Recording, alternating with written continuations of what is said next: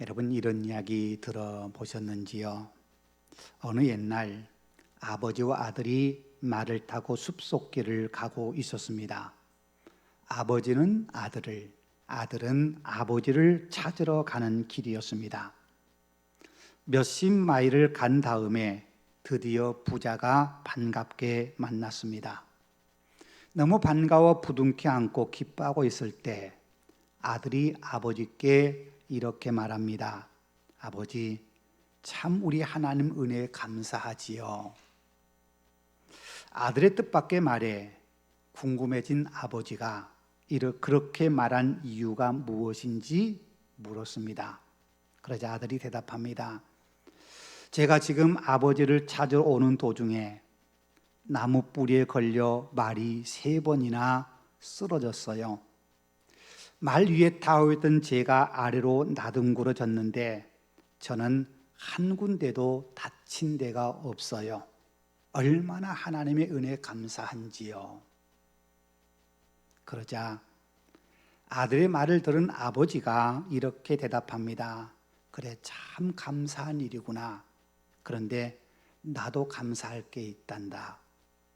내가 너를 찾아오는 도중에 내 말은 한 번도 나무 뿌리에 걸려 쓰러진 적이 없으니 내가 더 감사하지. 어때요? 참 아름다운 대화이지 않습니까? 오늘 우리 시대를 흔히 감사를 잃어버린 시대라고 말합니다. 너무 많은 것을 누리고 있음에도 그것에 감사하지 못하고 당연하다고 생각하며 살고 있기 때문입니다. 그런데 생각하면 할수록 우리의 삶에 감사하지 않을 부분이 없습니다. 오늘 아침 눈을 떠 오늘을 살아갈 수 있음이 얼마나 감사한 일입니까? 어떤 사람은 오늘까지 살아 있을지 모르는 두려움 속에 간밤을 지내했고, 안타깝게도 오늘 아침을 맞이하지 못하고 숨을 거둔 사람도 있기 때문입니다. 오늘 내가 숨을 쉬고 살 수 있다는 것도 감사한 일입니다.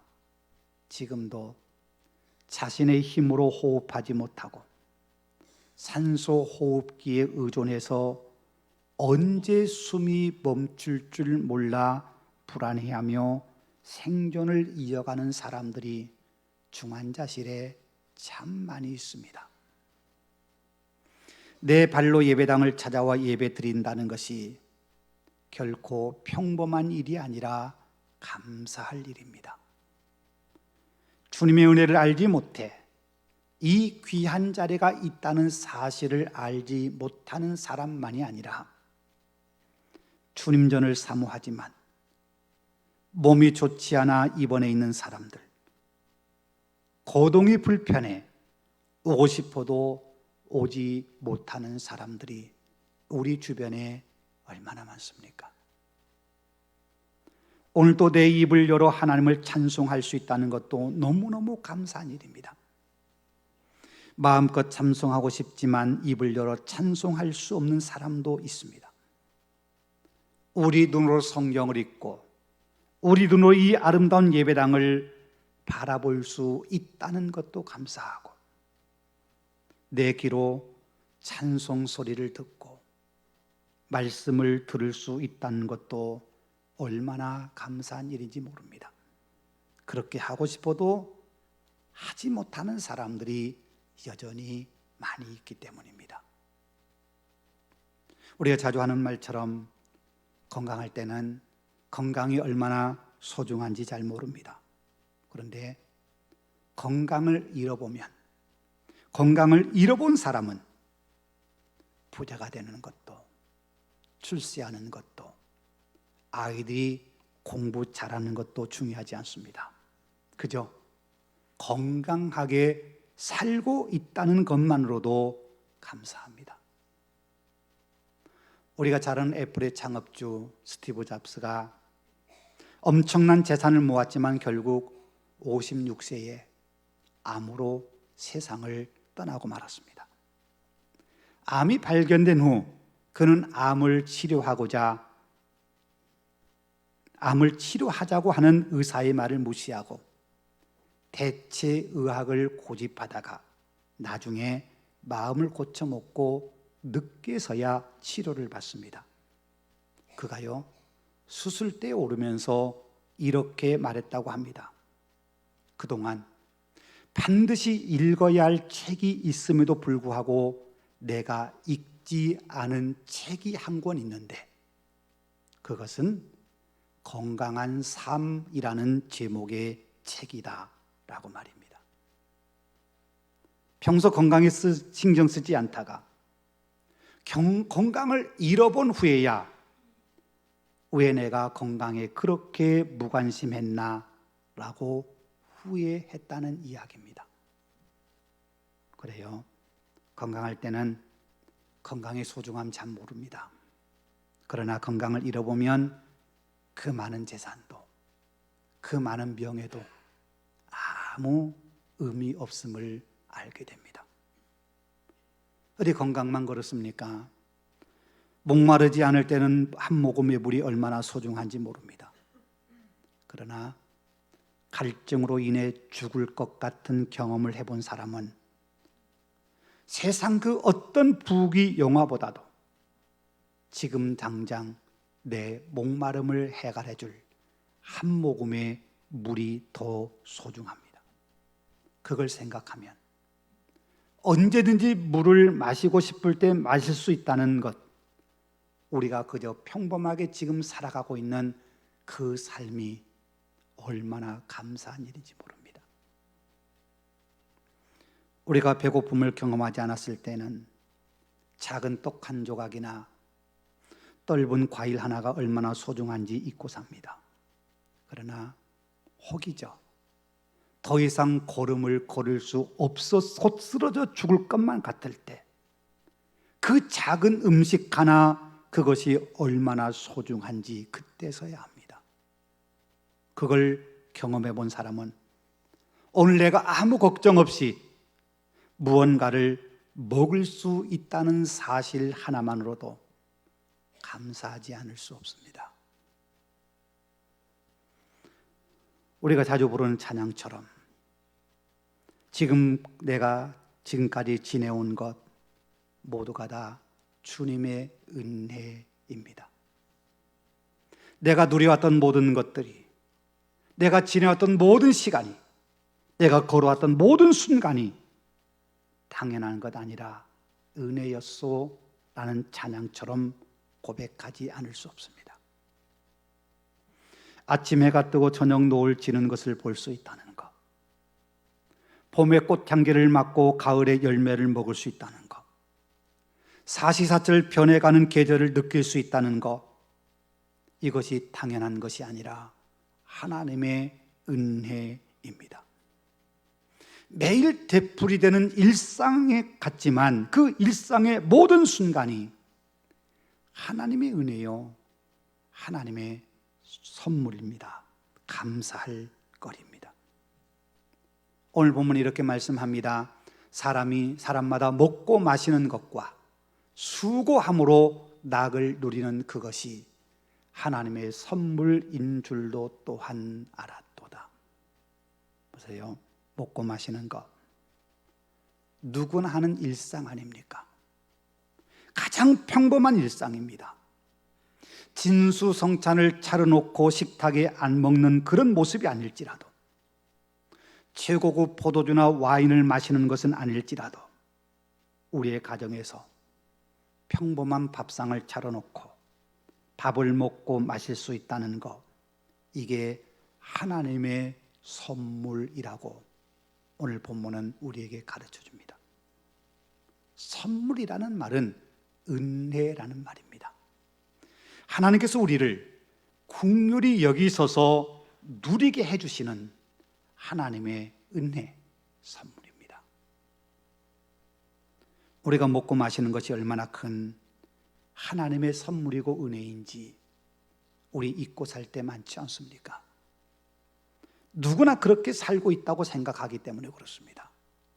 그런데 여러분, 정말 누구나 그렇게 평범하게 누리며 살고 있는 걸까요?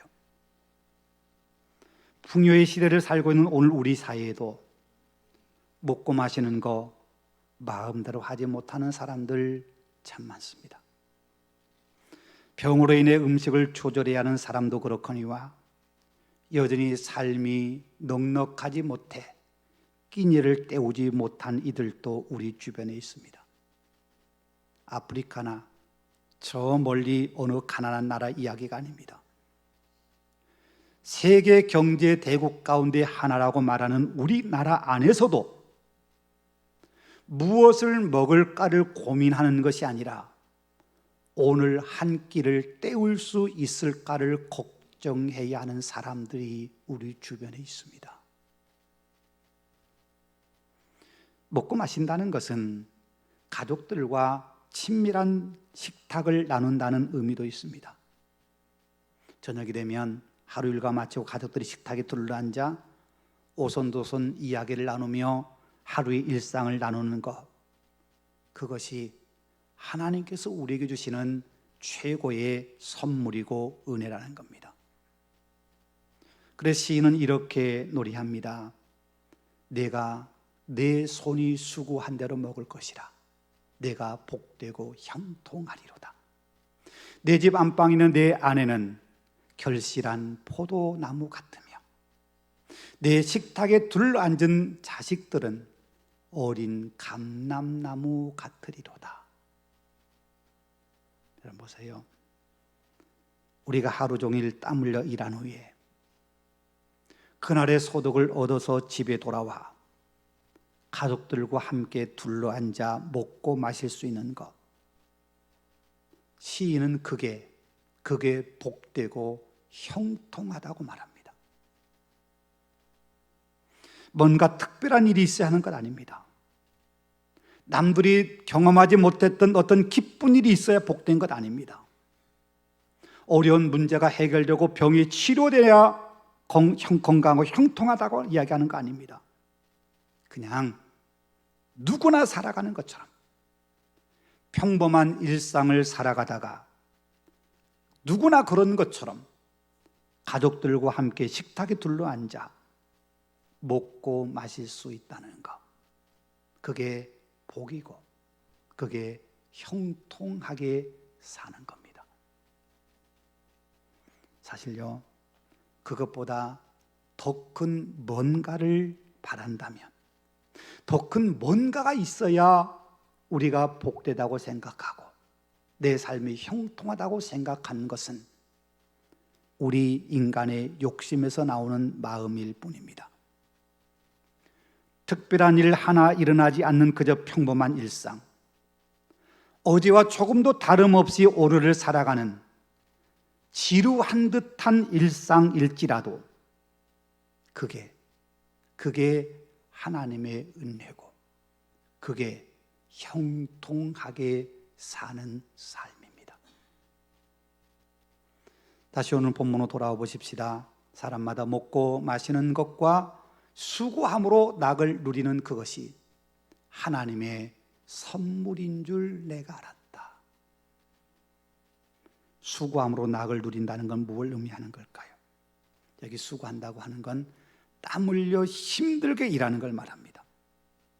앞서 살펴보던 시인의 고백에 나오는 내 손이 수고한 것, 내가 힘써 일하는 것, 그런데 힘써 땀 흘려 일할지라도 오늘 내가 일할 수 있다는 것, 내가 내 가족을 위해서 뭔가 수고할 수 있는 기회가 주어졌다는 것, 그걸 통해서 낙을 누릴 수 있고 즐거움을 누리며 살 수 있다는 것, 그게 하나님의 선물입니다. 낙을 누린다는 게 어떤 큰 기쁨을 넣는다, 남들이 알지 못한 어떤 큰 걸 경험했다, 그걸 말하는 거 아닙니다. 여기서 낙이라고 하는 이 말은 구약 성경 언어로 토부라는 단어입니다. 많이 들어보셨지요? 토부라는 말은 좋다, 선하다, 그런 뜻입니다. 하나님이 세상을 창조하실 때 창조하신 것을 보시면서 보시기에 좋았더라 라고 말씀하실 때 그 좋았더라 하는 말이 토부라는 말입니다. 토브라는 말은 좋았다, 선하다, 그런 뜻입니다. 내가 내 가족을 위해서 수고하여 식탁에 둘러앉아 변변치 않은 음식이지만 함께 즐겁게 나눠 먹으면서 내 가족이 있으니 참 좋다, 이렇게 쉴 수 있는 곳이 있으니 참 좋다라고 생각한다면 그게 하나님의 선물이라는 겁니다. 가족들과 식사할 때만 그런 건 아닙니다. 살아가면서 우리가 종종 참 좋다, 그렇게 느끼지 않습니까? 그 모든 순간이 하나님의 은혜입니다. 카페에 앉아 차 한 잔 마시면서 분위기 참 좋다, 경치 참 좋다, 이런 여유 즐기는 거 참 좋다라고 느낀다면 그건 하나님의 은혜요 감사입니다. 어딘가 나들이를 나가서 새로운 풍광을 보면서 참 좋다라고 느끼거나 계절의 변화를 보면서 참 좋다라고 느낄 수 있는 것도 하나님의 선물입니다. 하루 일과를 마무리 짓고 잠자리에 들면서 포근한 이불을 덮을 때 참 좋다라는 느낌이 든다면, 그 느낄 수 있다면 그게 하나님의 은혜요 선물입니다. 아침에 눈을 뜨고 일어날 때 오늘 또 하루 시작할 수 있구나 라고 기대감으로 하루 일과를 시작한다면 그것도 하나님의 은혜요 선물입니다. 그 모든 것이 감사할 일입니다. 하나님께서 우리의 삶에 작고 소소하지만 행복을 느낄 수 있는 그 많은 선물들을 곳곳에 감추어 놓으셨기 때문입니다. 그런 소소한 일상이요 행복이고 감사한 이유는 그게 그저 주어지는 것이 아니기 때문입니다. 누구나 당연히 누리는 권리가 아니기 때문입니다. 말씀드린 것처럼 풍요의 시대를 살고 있는 오늘 우리 시대에도 여전히 그런 소소한 일상을 누리지 못한 채 살아가는 사람들이 우리 주변에 많습니다. 지금 세계적으로 뉴스거리이고 사람들의 마음을 아프게 만든 이스라엘과 하마스와의 전쟁에서도 우리는 그걸 볼 수 있습니다. 하마스가 이스라엘을 침공해 와서 많은 사람을 인질로 잡아갔습니다. 잡혀가 죽음당하거나 죽음의 공포에 시달리고 있는 사람들, 그리고 그들을 가슴 졸이며 기다리고 있는 가족들은 모든 일상이 깨어졌습니다. 평소 소소하게 누렸던 행복을 다 잃었습니다. 그들만 그런 것 아니죠. 하마스가 정권을 잡고 있는 가자 지역에 살고 있는 힘없는 사람들, 왜 전쟁이 일어나야 했는지도 모른 채 고통스럽게 겪어내야 하는 사람들도 마찬가지입니다. 자기들 잘못 하나도 없는데 무장정파의 사람들이 전쟁을 일으키고 그에 대한 보복으로 이스라엘에서 수많은 포탄들이 시도 때도 없이 날아들어 언제 포탄에 맞아 죽을지 모르는 죽음의 공포 속에 나날을 보내야 하고 있습니다. 피난을 떠나려 해도 떠날 수 없는 사람들, 친구들과 함께 어울려 웃고 띠놀댄 어린 아이들, 그들의 얼굴에서 웃음이 사라지고 전쟁과 죽음의 공포가 엄습한 채 두려움 가운데 숨죽이며 살고 있습니다. 자기들의 의지와 상관없이 일어난 전쟁으로 인해서 삶의 터전이 쑥대밭이 되고 사랑하는 가족들을 잃거나 헤어져야 되고 언제 어떤 일이 벌어질지 몰라 공포 속에 살아가는 그들에게 평범한 일상, 그것은 꿈에도 그리는 꿈 같은 일입니다. 그들에게 평범하게 살던 지난 일상의 회복, 지난 날처럼 살고 싶다는 그 간절한 마음, 그게 그들에게 얼마나 크겠습니까? 그들에게 묻는다면 나 성공하고 싶습니다. 나 돈 많이 벌고 싶습니다. 그렇게 말한 사람 없을 겁니다. 그저 예전처럼 평범하게 소소한 일상을 누리며 살고 싶다고, 학교 가야 할 때 학교 가고 직장 갈 때 직장 가고 그렇게 살고 싶다고 그들은 지금도 간절히 바라고 있을 겁니다. 여러분, 그래요. 평범한 일상은 거저 주어지는 것 아닙니다. 누구나 당연히 누리는 거 아닙니다. 지난주 예배 드린 것처럼 오늘 또 예배 드릴 수 있다는 거 당연한 거 아닙니다. 오늘 예배 드릴 수 있는 거, 이게 하나님의 은혜요 선물입니다. 지난주에 만났던 성도들 이번 주 다시 만날 수 있는 거 당연한 것 아닙니다. 하나님의 특별하신 은총이 우리 가운데 함께 하셨기에 우리가 반가운 얼굴을 다시 볼 수 있게 된 겁니다. 여러분, 이런 만남을 하나님이 우리에게 주셨는데 어찌 우리의 만남이 사랑의 교제가 아닐 수 있겠습니까? 어제 일터에서 만난 직장 동료, 함께 일했던 사람들, 오늘 다시 만나 함께 일할 수 있는 것도 결코 당연한 것 아닙니다. 누군가가 사고를 당했다면, 누군가가 일터에서 잘렸다면, 누군가가 갑자기 병이 들었다면 오늘 우리는 그들을 만나지 못했을 겁니다. 오늘 우리가 만날 수 있는 것, 그건 하나님이 우리에게 주신 특별한 은총입니다. 그러니 같이 일하면서 시기하고 싸우고 경쟁해야 할 이유가 어디 있겠습니까? 우리 모두 하나님의 특별하신 은총 가운데 하나님의 섭리와 하나님의 선물로 우리가 서로 만나는 사이인데 말입니다. 그 무엇보다 귀한 선물이 또 있습니다. 그건 바로 우리를 구원해 주셨다는 사실입니다.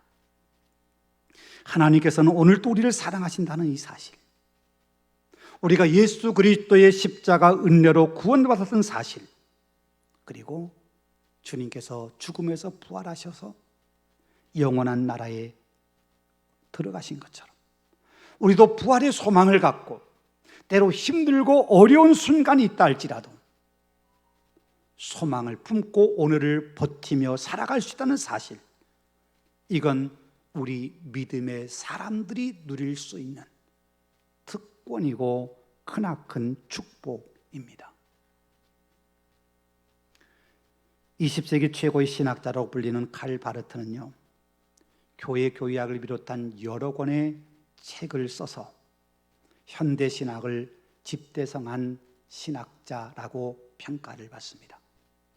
그가요, 1962년 스위스 바젤 대학에서 교수로 은퇴한 후에 미국 시카고 대학에서 강연할 때 한 사람이 물었습니다.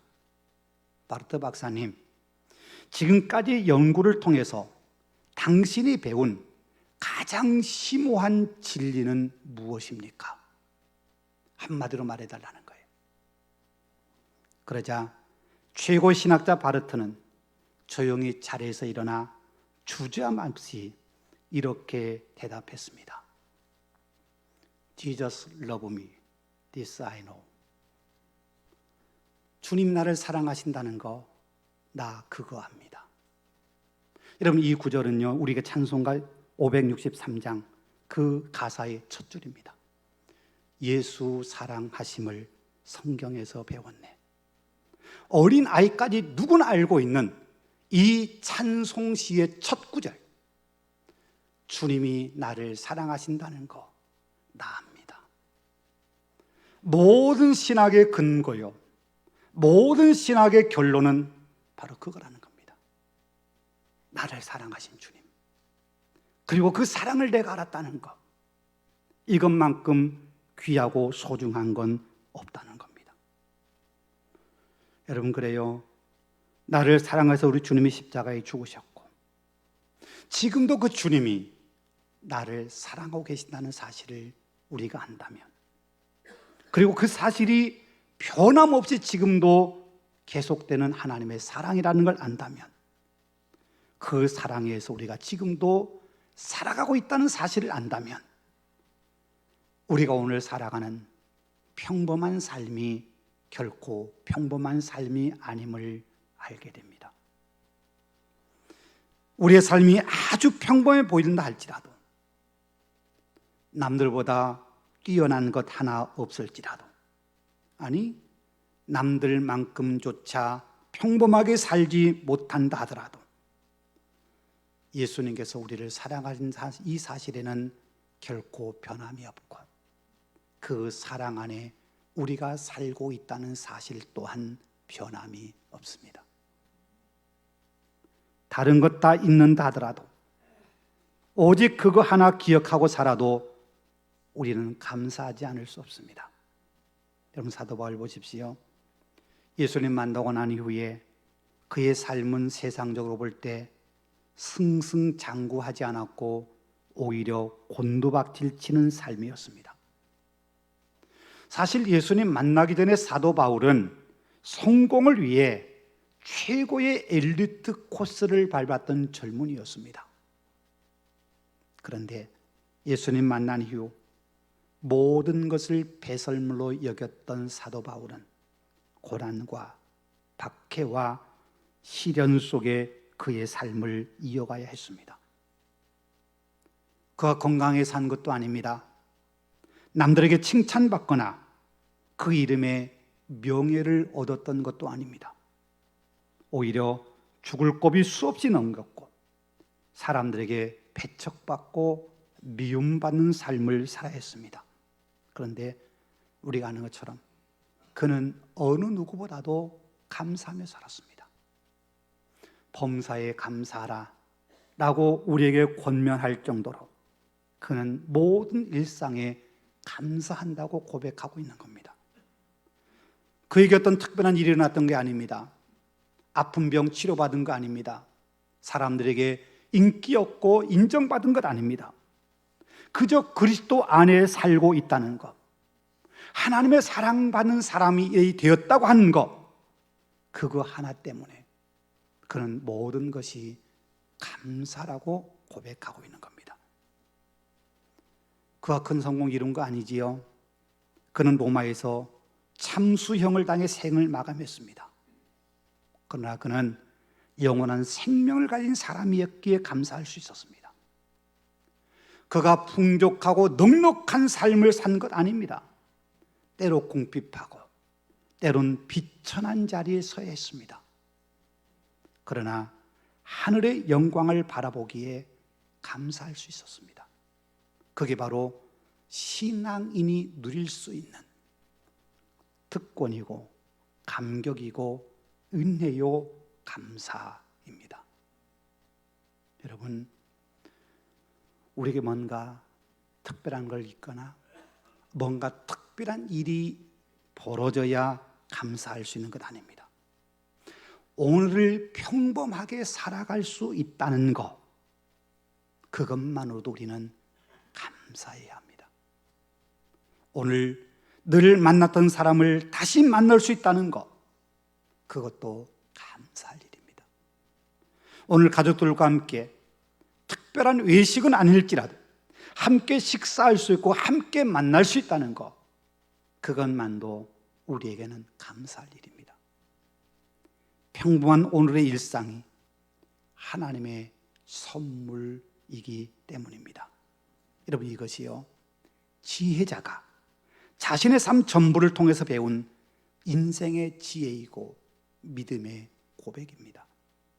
하나님께서 오늘 우리의 삶을 바라보시면서 우리에게 기대하시는 삶은, 우리에게 바라시는 모습은 특출난 삶이 아니라 평범한 오늘의 일상 속에서 하나님의 선물을 누리며 사는 것, 그리고 그게 감사하며 사는 겁니다. 우리 일상 속에 하나님께서 당신의 사랑과 당신의 은총을 가득 담아 놓으셨기 때문입니다.